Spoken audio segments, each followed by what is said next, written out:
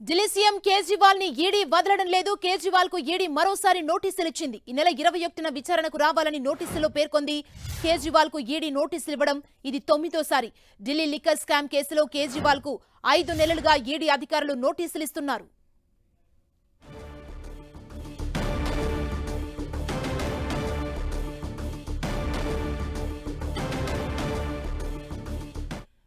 Delhi CM Kejriwal కు ED మరొకసారి నోటీసులు ఇచ్చింది. ఇదే అంశానికి సంబంధించి మరింత సమాచారం మా ప్రతినిధి గోపి అందిస్తారు. గోపి, ఢిల్లీ లిక్కర్ పాలసీ కేసులో కేజ్రీవాల్ ఢిల్లీ సీఎం ని ఎన్ఫోర్స్మెంట్ డైరెక్టరేట్ వదలడం లేదు. వరుసగా ఆయనకి నోటీసులు ఇస్తున్నారు. ఈ రోజు మరోసారి ఆయనకి నోటీసులు ఇచ్చారు. ఇది 9వ నోటీసు కేజ్రీవాల్ కి.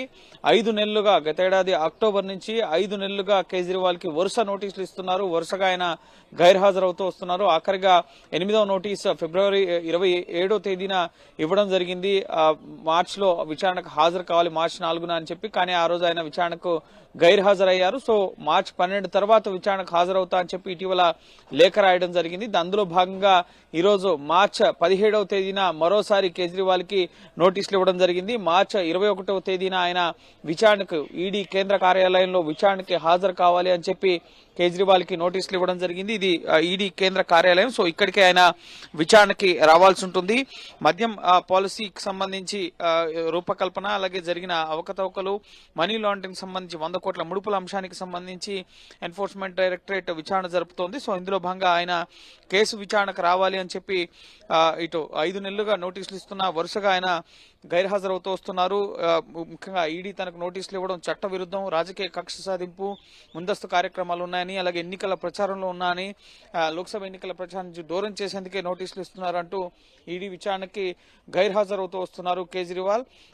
ముఖ్యంగా గతేడాది నవంబర్ 2న, అలాగే డిసెంబర్ 21న, జనవరి 3న, అలాగే జనవరి 18, అలాగే ఫిబ్రవరి 2, ఫిబ్రవరి 19, అలాగే ఫిబ్రవరి 22, ఫిబ్రవరి 27తో పాటుగా మార్చి 17న ఈ రోజు కేజ్రీవాల్ కి వరుసగా నోటీసులు ఇవ్వడం జరిగింది. సో నిన్న కేజ్రీవాల్ రౌజ్ అవెన్యూ కోర్టుకు కూడా హాజరవడం జరిగింది.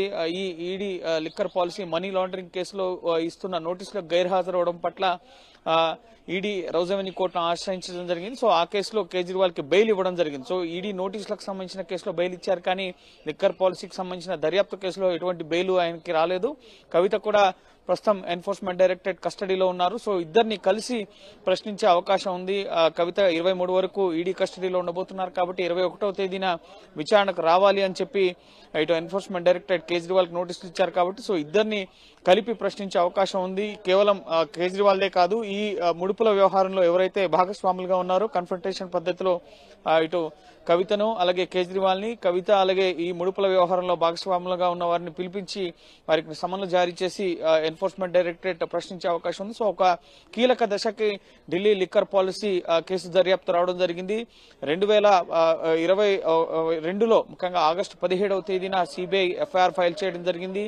ఆ సిబిఐ ఎఫ్ఐఆర్ ఆధారంగా 2022 ఆగస్టు 22వ తేదీన ఈసీఐఆర్ ఫైల్ చేయడం జరిగింది. ఎన్ఫోర్స్మెంట్ డైరెక్టరేట్ ఎఫ్ఐఆర్ ఏ విధంగా సిబిఐకి ఉంటుందో ఈసీఐఆర్ ఎన్ఫోర్స్మెంట్ డైరెక్టరేట్ ఫైల్ చేయడం జరుగుతుంది. సో దాని ఆధారంగా కేసు దర్యాప్తు కొనసాగుతోంది. సో ఈ కేసులో కీలకమైన వ్యక్తులు కేజ్రీవాల్ అలాగే కవిత. సో కవితను అరెస్ట్ చేశారు, కస్టడీలో ఉన్నారు, ఆమె నుంచి సమాచారం తీసుకోబోతున్నారు కాబట్టి నెక్స్ట్ లెవెల్ ఇక ఎవరైనా మిగిలి ఉన్నారు ఈ కేసులో అరెస్ట్ కావాల్సి ఉన్నా, లేక ఈ కేసులో కీలకమైన వ్యక్తి ఎవరైనా ఉన్నారంటే కనుక అది కేజ్రీవాల్ మాత్రమే. కేజ్రీవాలే 100 కోట్ల రూపాయలు ఇవ్వాలి అని చెప్పి, పార్టీ ఫండ్ ఇవ్వాలి అని చెప్పి ముఖ్యంగా కోరారు అని చెప్పి ఇటు మాగుంట శ్రీనివాసులు రెడ్డి ఇచ్చిన స్టేట్మెంట్ లో కవితను ఆయన 2021 మార్చి 19వ తేదీన కలిసినప్పుడు, హైదరాబాద్ లో కవిత నివాసంలో కలిసినప్పుడు కవిత మాగుంట శ్రీనివాసులు రెడ్డికి చెప్పడం జరిగింది. సో దాని ఆధారంగా చూసినట్లయితే కనుక కేజ్రీవాలే 100 కోట్లు అడిగారు అన్నది కవిత మాగుంట శ్రీనివాసులు రెడ్డికి చెప్పిన సమాచారం కాబట్టి సో ఖచ్చితంగా ఈ కేసులో కవిత స్టేట్మెంట్స్ కూడా చాలా కీలకం కాబోతున్నాయి. కేజ్రీవాల్ ముఖ్యంగా 100 కోట్లు అడిగారా అన్న అంశానికి సంబంధించి ముఖ్యంగా విజయనాయర్ ద్వారా, అభిషేక్ బోయిన్పల్లి, అరుణ్ పిళ్ళై వీళ్ళందరి ద్వారా కూడా ఈ 100 కోట్ల ముడుపుల్ని సౌత్ గ్రూప్ జమ చేసి ఇటు ఆమ్ ఆద్మీ పార్టీకి ఇవ్వడం జరిగింది. దాని ఇచ్చిన డబ్బుల్ని తిరిగి రాబట్టుకునేందుకు పాలసీలో కొన్ని మార్పులు చేశారు. కమిషన్ రేట్లను పెంచడం, అలాగే వాళ్ళకి కావాల్సిన వాళ్ళకి షాపులు దక్కించుకోవడం, వాటి ద్వారా ఆదాయాన్ని పొందాలని చెప్పి చూశారు అన్నది ఆరోపణ. సో దానికి సంబంధించి ఇన్వెస్టిగేషన్ సాగుతోంది. సో కేజ్రీవాల్ ఈసారి విచారణకు హాజరవుతారా లేదా అనేది మనం వేచి చూడాలి. మార్చి 21న ఆయన హాజరు కావాల్సి ఉంది. గతంలో ఇచ్చిన నోటీసుల సందర్భంగా ఆయన హాజరవుతా అని చెప్పారు. నిన్న కోర్టుకు కూడా హాజరయ్యారు కాబట్టి సో నిన్న కోర్టు కేసులో భాగంగా ఆయన పైన ఫిర్యాదులు ఏంటో కోర్టుకు తెలపాలన్నారు కాబట్టి కోర్టు పరిధిలో ఉన్న అంశం కూడా కాబట్టి సో ఖచ్చితంగా కేజ్రీవాల్ ఈ 21వ తేదీన హాజరయ్యే అవకాశాలు అయితే కనిపిస్తున్నాయి. సో చూడాలి కేజ్రీవాల్ ఎటువంటి స్టేట్మెంట్స్ ఇస్తారు, నెక్స్ట్ ఈ కేసు దర్యాప్తు ఎటువైపు మళ్ళుతుంది అనేది మనం వేచి చూడాలి. సో వరుసగా 9వసారి అయితే కేజ్రీవాల్ కు నోటీసులు ఇచ్చారు. ఒకవేళ ఈసారి గైర్హాజరైతే కనుక ఖచ్చితంగా ఆయన్ని అరెస్ట్ చేసే అవకాశాలు కూడా లేకపోలేదు.